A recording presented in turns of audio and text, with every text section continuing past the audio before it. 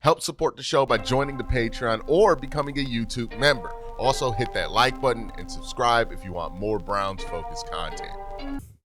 Always a good time when I could work this one out. Had to bring him on because I know he's been feeling good this week. I'm shocked you ain't all in scarlet right now. You know, ain't rocking your colors. This is the one time you've been on this channel. You ain't rocked them colors this time. I'm Listen, like, wow. listen, You're big to win the big game. You get complacent.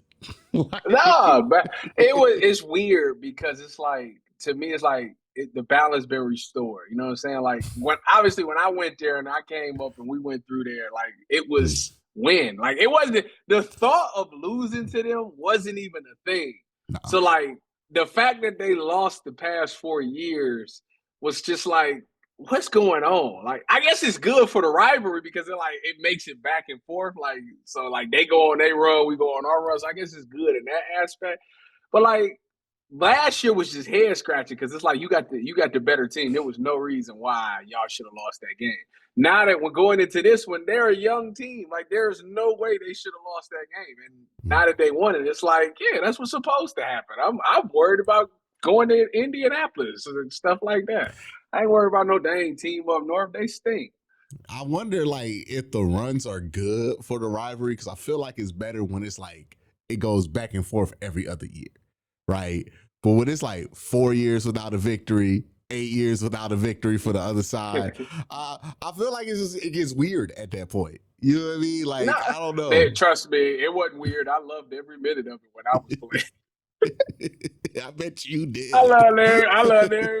Listen, I don't want to be a part. You don't want to be a part of the team that loses it. Like you want to go through there and have 4 pair of gold pants and go about your day. You don't want to be the first team that start losing to them. Like I bet that was not fun for them 4 years, because you go from domination and what everybody expects. It's like being that first Alabama squad without Saban. It's like every time you lose. Every time Alabama lose, everybody goes, well, Nick Saban would have lost that game. They soft. Yeah. They Saban recruits. Yeah. It's like everything in the world could be said about you because you ain't a part of that other guy's stuff. It's crazy because even though I won 4, I want to say 2 of them was close. 2 of them was close. Yeah, obviously, the 2013 one, the 2-point conversion one, that one was really close. And then I feel like my freshman year, although I redshirted, I feel like that one was like 28-24 or something like that. Like it was your pretty freshman close. year Fickle or after Fickle? Was it the first year? No, it was first year of Meyer. Okay, yeah. I don't think Meyer ever lost to Michigan. No, we ain't lose. I didn't say we ain't losing, man. I just said the game was closer than I thought it would be. Yeah, that was when Braxton was the starter, right? Yeah. And then y'all lost to, was it Michigan State in the Big Ten championship, or was it Clemson in the Fiesta Bowl? Not that year. The year 2013, we beat them, lost to Michigan State in the Big Ten championship, and then lost to Clemson in the Orange Bowl. That was my first game as a starting safety, was the Orange Bowl. Sammy Watkins. Taj Boy. Real. I was like, hey, man. Well, Freak was on the team the year before, right? Martavius. He was there. Yeah, he was there. He was. I think D-Hop was there. D-Hop was there. They was. Ooh. I remember telling my dad, I'm like, I think Clemson got some wide receivers on that team. And he was like, we Ohio State. We got DBs on DBs. I was like, all right, man. I love it. When we got to that game, my boy Bradley Roby said he ain't playing. And I said, oh, shoot. Welcome to college football, Tyvis Powell. Man, Sammy caught that ball. I took off like the touchdown saving angle. That dude was so fast. It was ridiculous. Yeah, man. his That burst was incredible. Man, it was crazy. I was like, ain't no way this man this fast, bro. Because I remember watching the Mecca Ibuka. It's like you can't compare anybody to Sammy Watkins now because people just remember the pro career. But I remember like a Mecca took off. I was like, ooh, that's that Sammy Watkins burst he got sometimes where he could just go from 0 to 60 like that. But speaking of, right, we gotta have less fun. We gotta talk about the Browns, right? Where the Browns are in an interesting place here, right? Because they're finally giving Shador some time to play here. we're seeing, some things here and there with him. Ultimately, I don't know how much his play here is going to really affect the big picture for the Cleveland Browns. But if you're just looking as, just somebody for the big picture of Shador's career, right? Because we don't know if it's going to be here or somewhere else. Like, it's the reality of being a late round guy. What at this point do you think he needs to show to make it clear to not just the Browns, but like to everybody else, like, hey, my career deserves the time to be able to develop and evolve? Honestly, I think that even in this little brief 2.5 games, he's had moments where it's like, okay, there's something there. You know what I'm saying? He's made a couple of throws where I'm like, okay, like okay, we can get behind this. But I can't say that I don't understand why he was where he was on the depth chart. I think that even if you're a fan of his or even if you're a hater, I think for haters, I think they should be like, there's something definitely there. If you work with him and give him time to really figure the progression part out, he has the intangibles. He can make all the throws in the league. I think people can come to that conclusion. I think that where he's lacking at right now is the on time thing. So, for example, when I say on time, because people probably don't know what that means. What I mean is he says go. He takes his 5-step drop. He hitches up one time and he lets the ball fly. He doesn't really do that, and that was one of the knocks on him coming out of college was that he holds the ball too long. I think he's up to like 3.6 seconds or something like that, whatever the case may be. But if you go back and you just watch this last game against the 49ers, it's windows that he got to throw the ball in. Like, it's got to be now. Like, if you hesitate or wait just a split second, the windows close. NFL windows open and close within seconds.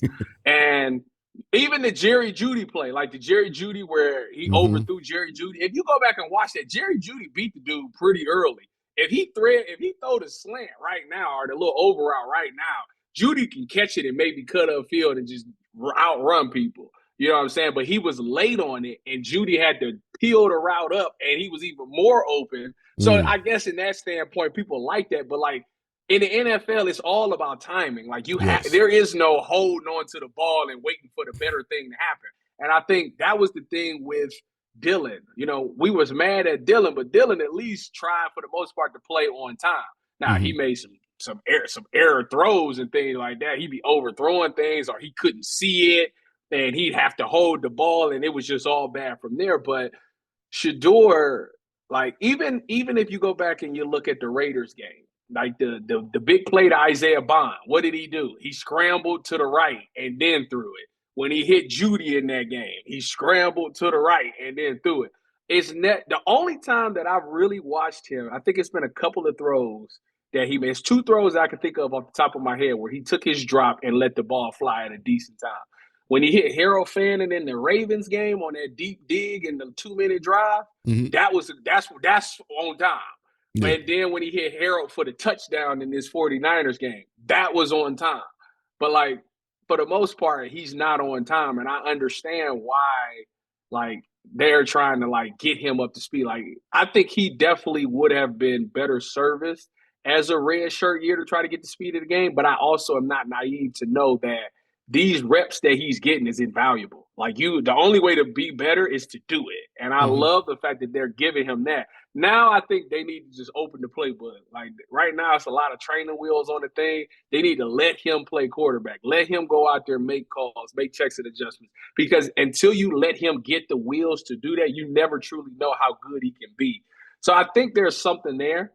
Obviously, he's got about 5 games to try to prove it.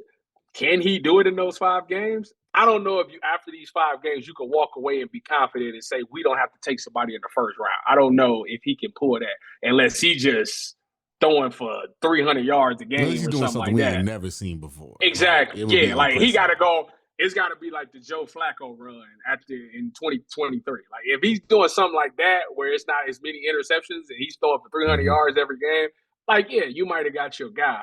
But outside of that, I think that it's always going to be that doubt because of the progressions, the mental part of it. I think that's the part that he struggles with. And I didn't think that would be the case. I know a lot of fans is going to say, well, he played for Pat Shermer in Colorado, so like he was getting taught NFL things. I thought the same thing too, but clearly it's not the case because they're like going back to square one with him, and it's been that way since he stepped on the field. Like he's always been looked at as the developmental guy. Real quick, just want to let you guys know Sleeper has a new offer here. They're offering a free $20 entry, no deposit required. And also, if you're a first time user, you also will receive a 100% match on up to $100 when you use the promo code Worst Take. Again, $20 free, no deposit required. Plus, first time users also receive a 100% deposit match up to $100. Join Sleeper. Yeah, and it's like in college, and I think this is the lost part in college, right? It's not a developmental league. You develop in college, but it's not a developmental league. The purpose of it is to win games. So if you're Pat Shermer, it might be what's right for his development to like be really strict and stringent and like, just have him go through it in the NFL style. But yeah, your objective is not, let's get him ready. It's, hey, Coach Prime want to win games with his son at quarterback. We got to figure out how we going to win games with him. So you might structure things a certain way to make that work. That might not be the most translatable to the NFL. I mean, we see this with like Tennessee's offense. I always think it's the biggest example of this. It's like, college is not a developmental league because ain't nothing they doing out there in Tennessee getting you ready on offense, right? Like we always talk about like, these Tennessee guys, they need a redshirt year. I also think about like with Shador, I think the unfortunate part for him is like the biggest thing he needs to develop right now is some of his pocket habits, right? Because he still has this tendency to get to the top of his drop and it just start drifting, right, left. He still does that. I mean, I think it's why he couldn't get the ball out on time to Jerry Jeudy on that play you're talking about, because he had drifted all the way over to where the right tackle was on that play by the time he had got to the top of his drop. And I do wonder, like, for certain guys, like it doesn't have to be perfect to develop, but you do have to be in a situation where you're going to be rewarded for making those positive steps. And the Browns' offensive line is not good enough to reward him from being smart in the pocket, right? Like, and I think that's going to be an issue for him to develop here. It's like, I don't know if the matchup between what we can offer you and what you need to work on is going to be where it needs to give you that positive response to keep growing at a rapid rate. What do you think do you think that the noise around Shador is one, sustainable, and two, will that prevent him from getting opportunities that I think his play has showed that he is? Like, I don't know if he's going to be a starter in the league anytime soon, but I think he's made throws that usually keep people in the league 3-4 years, right? Like, do you think he's going to get that time, or is it going to be something where it's like, since he's not ready now, the noise is so loud around him and coaches aren't going to want to invite that in? So I think that noise does get annoying after a while, and coaches definitely aren't going to want to put up with that. I mean, it's similar to like Colin Kaepernick. Like when Colin Kaepernick went through everything he went through, everybody could admit that he was a really good quarterback and he should have gotten another shot. But the noise surrounding him was so loud that nobody wanted to put up with that. You know what I'm saying? So Shador in a similar situation, I think what's saving Shador is that he's such a likable guy. Everybody really, like teammates, even coaches, I think they really love him and the way he carries himself. It's not Shador at all. Everybody loves Shador. It's Shador's fan base that people hate about Shador. So to me, I feel like if you love Shador and got respect for him, and you see that there is something there, you can work with that. And I think Kevin's done a great job with that. And it's funny because a lot of people don't see it that way. But I think a lot of people don't know the whole story. I mean, if Kevin is truly, from the day Shador got on campus, if Kevin truly was having him come in early and watch tape and going over things with him and staying after practice and going things with him, and in training camp, when the ones was going, he was on the other field behind Shador with the fours, trying to go over things with him. And that to me sounds like a coach that sees potential in the guy and wants to try to do everything he can, no matter what, people may think about the situation. If all what I just said is true, that's a coach that's trying to get somebody up to speed.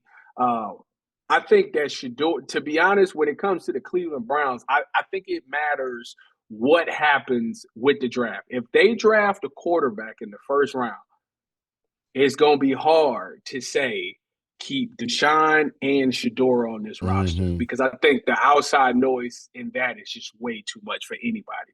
So if they do decide to go draft a quarterback in the first round, I can understand and I can see why they would want to get rid of Deshaun and Shador because you would clear that whole room out. You won't have any outside noise. You won't have any distractions. You won't have a player having to get on social media and get bashed for no reason, things like that. So would I like that? No, because I like Shador. I'm hoping Shador figures it out. I would love for Shador to be the franchise quarterback for the Browns. I think it's fun. I love the way he carries himself. I love what he did for the city of Cleveland. So I want it to work for Shador. But if they deem it that he is not the guy and he's not going to be the franchise guy, and they decide to take a guy in the first round, I don't know if they keep him around because it's just too much. And that's why I worry because in Cleveland, I think Kevin likes him. Like, I know Kevin's really hard to read, but I think Kevin likes him fine. I mean, if I told people, I'll tell people who Kevin's favorite quarterback is because we both know the answer to this question is Tyler Huntley, right? like truly, that's his favorite guy. And it's you would never guess that based on how Kevin be talking, but it's everybody knows. I mean, he literally brought the man back with no training camp practice or nothing and threw him in there and gave him a game-winning drive. I heard this story and it was shocking. It was somebody was yeah, he came into the meeting and he just said unprompted, man, I love Tyler Huntley. I was oh. I 100% can see that. I can definitely see that happening. So yeah, but I do worry about because the noise is so loud, will a team give themselves the chance to actually know who Shador is? And I think ironically enough, I think Kevin's probably going to be instrumental in if he does have to move and be no. I get it, the noise is, but the kids, he's good. He's a good kid. It's just we got to move. I agree with that. I think if Shador didn't work in Cleveland, he would have to go somewhere where it's undeniable who the number one quarterback is. He would have to go to Buffalo or the Chiefs because there's something there, but his fan base would have to be we ain't gonna say he should be starting over Patrick Mahomes. We ain't gonna say he should be starting over Josh Allen. It has to be something like that. In Cleveland, it's so much chaos at the position that it's well, it ain't the other guys playing better than him or playing that much better than him, so why not him? So if they did move on from him, he would have to go to a situation like that. Yeah, I do wonder, because we got to look at all the aspects and how Shador's career could play out, right? Because I think, I've said this for a while, I think his journey's going to be a little bit longer, right? There's some quarterbacks who they get on the field, it happens for them right away. There's some quarterbacks where it takes them a little while, and when you ain't that first overall pick, you don't get the time to figure it out on the field, right? Which means it's going to have to take a little while for you, right? And it might be different teams in your future because of that. I always thought his journey would take a little bit, but I do wonder, are we underrating the amount of compatibility he would have if the Browns take a quarterback in next year's draft? Is there a world where the Browns could say to themselves, we're in no rush to play whoever the rookie is? I know every team says that when they take a rookie top 5 and they end up playing them by week 7. But maybe you take Dante Moore, who's 20 if he comes out, and you're saying, we're going to give him, we're truly going to give him a red shirt. In the meantime, we'll play Shador. I think it's too much. It's too much noise. You think it's too much? Because they're going to say, you took him in the first round. We need to see him.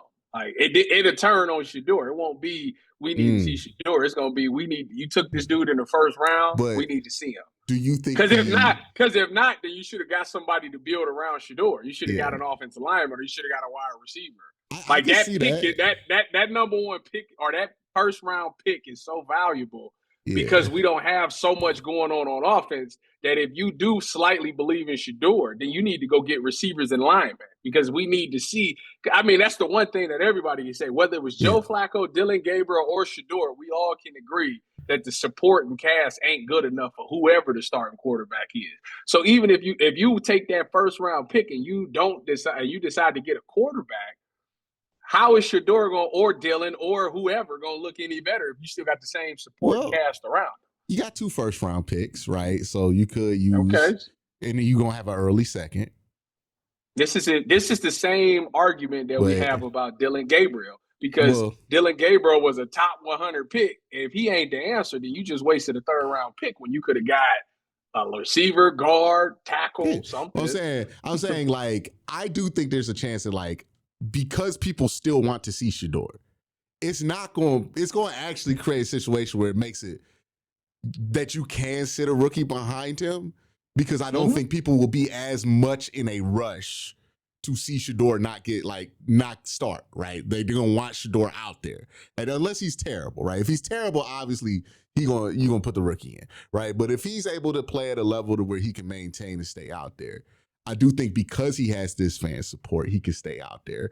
Obviously, you would have to draft well outside of that pick for quarterback, right? Because if you hit on a wide receiver like pick 22 and maybe you get an offensive lineman in the 2nd round and shit's a little better, people aren't going to be that freaked out about, okay, you took the quarterback, right? I think people will be calmed down a little bit. Maybe you make a free agent move that makes sense here or there. So let me ask you this. Let's say you draft Dante Moore with your 2nd first-round pick, right? Let's say Shador balls out and becomes a franchise guy. What happens? Then you have a very valuable piece to trade to somebody else to build picks around Shador. Where it's like, okay, let's say this happens Brock Purdy, Trey Lance style. Okay. We could just be like, oh, well, Shador emerged. We like Dante a lot, but, we're just going to stick with the bird in hand. We're Cleveland. We're just going to take the quarterback this year. We're not going to make any extra bets. We're scared off the Baker Mayfield. People will buy that story. I don't know. I don't know, Q. You got to at least get a second.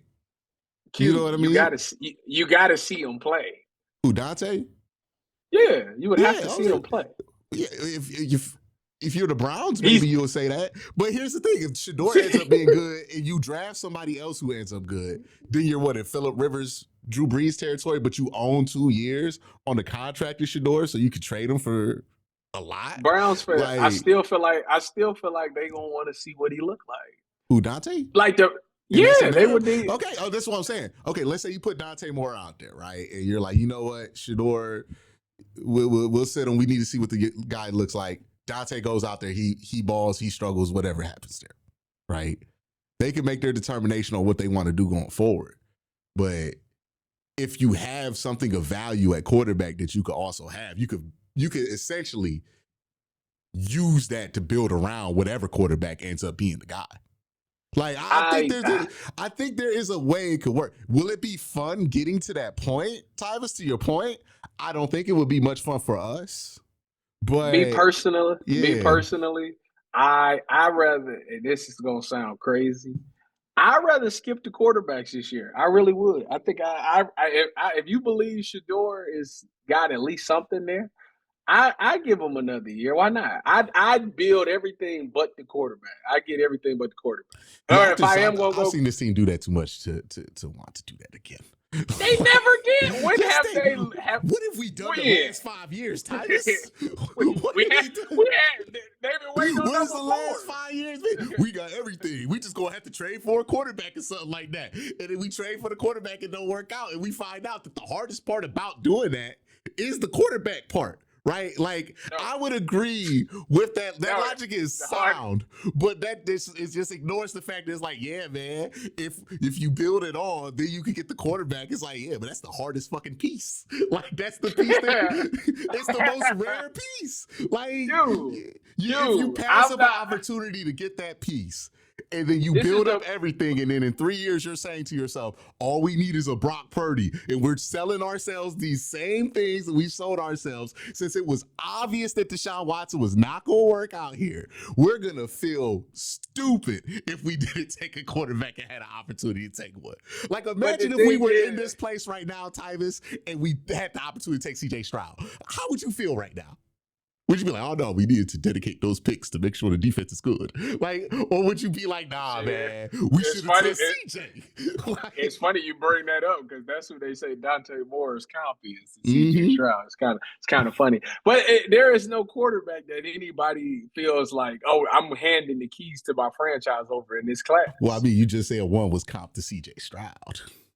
I would take CJ Stroud. How often is comps correct?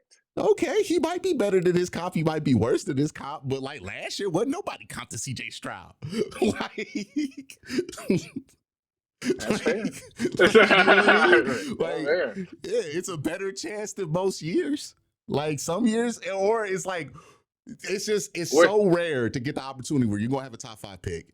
And we don't know if this is going to be the case, right? We got to let December play out. But if you're in a situation where you have a top 5 pick and there's a quarterback you can get to for either a reasonable price or with your original draft pick that you feel like is worthy of that selection, that has happened for this franchise of being terrible. We've been terrible for 20-something years.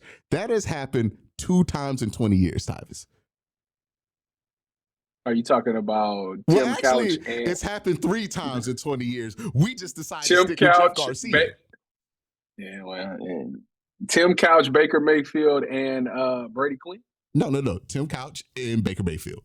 We're not talking about guys who can go in the 20s. Oh my gosh! Yeah. We're not talking about. Let me ask you. Wait a minute. Let me ask you about this because I've been thinking about this. I've been going back and forth on this scenario.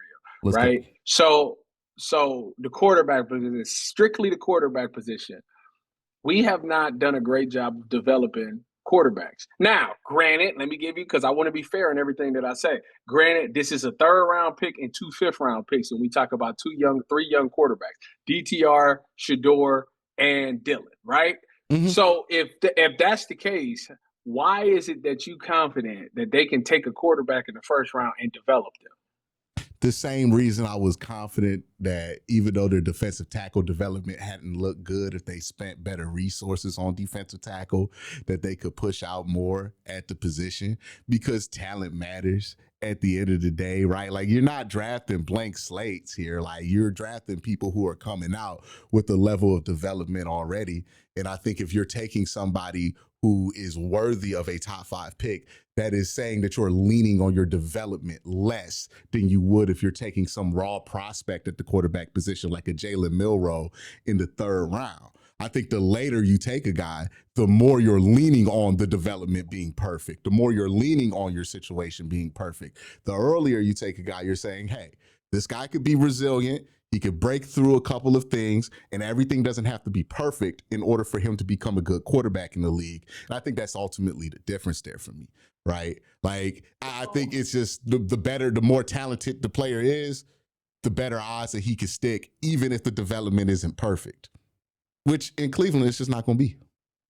Okay. So what you saying is 100% true, but yet this franchise has never gotten that part right. Yeah, and they've only taken 2 quarterbacks at the top of the draft, and the one of the 2 quarterbacks they did ended up being good eventually, right? Like, I would take those results over what we have seen with every single quarterback they've drafted after pick 20. After pick 20, it is a minefield of people who showed no potential for. What pick was Johnny Manziel? 22. And what pick was 22? I was about to say, what was 22 too, and Brady Quinn was 26. Dang, we keep picking in the 20. This is what I'm saying, Tyvis, because we keep doing this thing. We're like, we need to get Joe Thomas, so we're not going to take. Well, that year's a bad example because there was no quarterback you would take in the top 5. I'm about to say, the issue with the Browns, we have always acknowledged, is like, oh, we're never bad enough to get the quarterback. We are always just good enough to get the first guy after the quarterbacks are gone, right?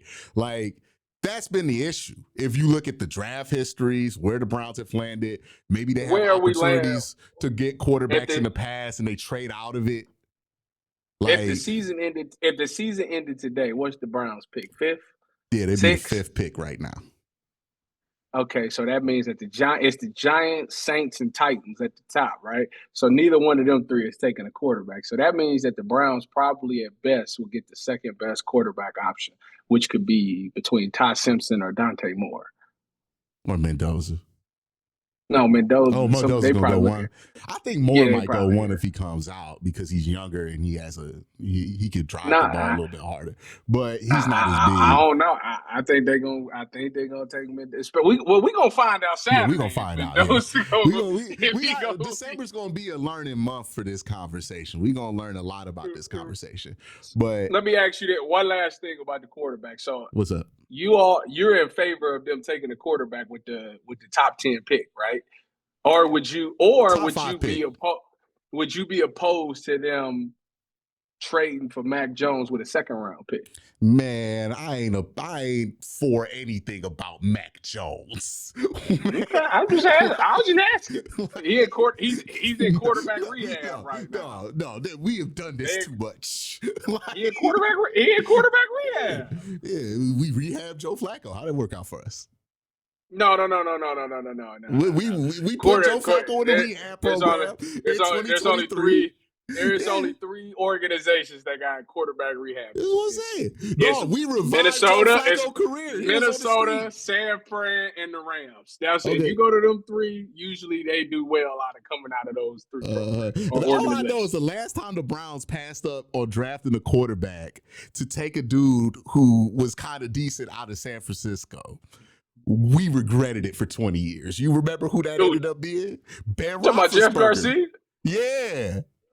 Kellen Winslow, we need to get pieces around the quarterback position. Let's not take a quarterback. Pass on First Ben of all, Roethlisberger. listen. We Wait. ended up where we ended up with. Hold on, because we ain't gonna do this. Kellen Winslow was solid. I can't Yeah. speak for I can't speak for off the We don't field have to issues. say his name that much because we're trying to We stay gonna stay. Yeah, monetized. But we gonna stay on the I field. agree We gonna with you. stay. I agree with you. Was he a good football player, Tyvis? Yeah. Would you have rather Yeah. done what you needed to do in the offseason to draft Ben Roethlisberger? No doubt in your mind, you would rather have that. I mean, And that's what I'm saying. That's what I'm saying. It's like, yeah, you could draft a good player in that spot. But if there's a quarterback that could hit, you gonna regret it. December gonna tell a lot about all three of them top prospects. I gotta see it. I don't blame you for feeling that way. By the way, shout out to the little homie back there. But like, I don't blame you for feeling that way. You can see her.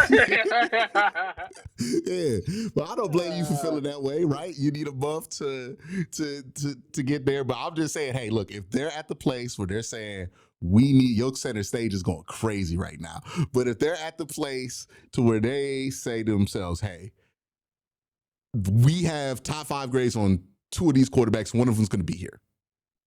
Okay, go for it. You got to do what you got to do, right? You can't pass that up. You can't pass that up. I think that now I will say this. It can't be one of them situations where you go draft this quarterback and then fire Kevin 5 games into the season. No, I don't want to deal with that. You got to lock in. Like if you go, that's what they got to make decisions thinking about 2-3 years from now. Like, hey, so is Tommy Reese just gonna be the OC and play caller for the rest of the time of Kevin's tenure? They got to make that decision at the end of the season. And it has to be bigger than what we think. Oh, well, he got a rough hand, right? It's like, do you think that they can shepherd in a quarterback and you be happy with them? The one thing you can say about Kevin is that if you're trusting somebody to at least be competent, like as far as like the operations of being a coach, right? Like I can't speak to what the offense looks like because it hasn't been competent. But if you're talking about like, you're going to have a competent operation in the building. You're not going to like expose them to Freddie Kitchens level dysfunction off the bat. Kevin can provide that. Will Kevin provide a great offense? Will Kevin evolve the offense to where it needs to? I don't know. But I can see them convincing themselves like, hey, look, man, if this quarterback's good, Kevin can at least get to year 3 before we have to go do anything about it. You know what I mean? So we'll see. what they I decide don't know. there. But I don't like it's the a way bigger. that sound. I don't like the way none of that just We're in sound at all. compromise. We're in compromise land. Ain't nothing fucking perfect right now. Tyvis, we 2-win team. We a I'm 3-win just saying. team. I'm about to say, don't short us. We 3 we wins. got we got 3 wins and a possible coming up. Like, there's nothing about this is gonna be perfect. You know what I mean? But you got to consider, hey man, if you let Kevin go, there's a high chance that you have to hire somebody who don't know what they're doing because they first time doing this job. Because who says you got to get a first time coach? We're experienced coaches like, you know what I'm looking forward to? Stepping into a room that has Deshaun Watson and Shador Sanders in it. Yeah. I told you it was gonna happen to that. So you're gonna have to you gonna have to make some, like, is Kevin that bad behind the scenes? And the answer might be yeah. Like, the play calling has been it's sad how this offense these past couple of years have looked at, man. I will be fair and say we don't have the talent, but that's their own doing. That's their own doing. I agree. We're on the same page here. I'm just saying, for them behind the scenes, they have to really have a serious and honest conversation about why it is that they're here. And it has to go deeper than we just don't got the players. Like, why is it that you're here, and is it truly fixable? Because if you think it can be fixed, then it does make sense to stick with Kevin because you don't want to just throw the building into disarray. But if it can't be fixed, it can't be fixed. You might as well rip that Band-Aid off now, right? I agree. Well, they should. A lot of people felt like they should have did that last season. This is what they got to figure out now, right? Before they do anything about pro days and all that, they got to have those conversations the whole month of December, right? While we watching these quarterbacks playing the playoff and Shador go out there, that's the conversation that they have to have. Like, truly, do they think that these problems can be fixed while Kevin Stefanski is the head coach? Yes or no, right? They need a definitive answer on. There's no maybe, let's see what he does next year when we draft him off. And I don't want to hear that answer. Right? I don't want to hear about him being dangled on the hot seat for the first 6 weeks of the season if it doesn't go well. It either has to be we are committed to Kevin again or we not, right? And I can understand why you would want to do not, right, at this point. But, like, you just got to figure it out. Like, that you can't be guessing if you're going to keep Kevin 3 months from now. You just can't. But yeah, the quarterback conversation about this team is going to be fascinating.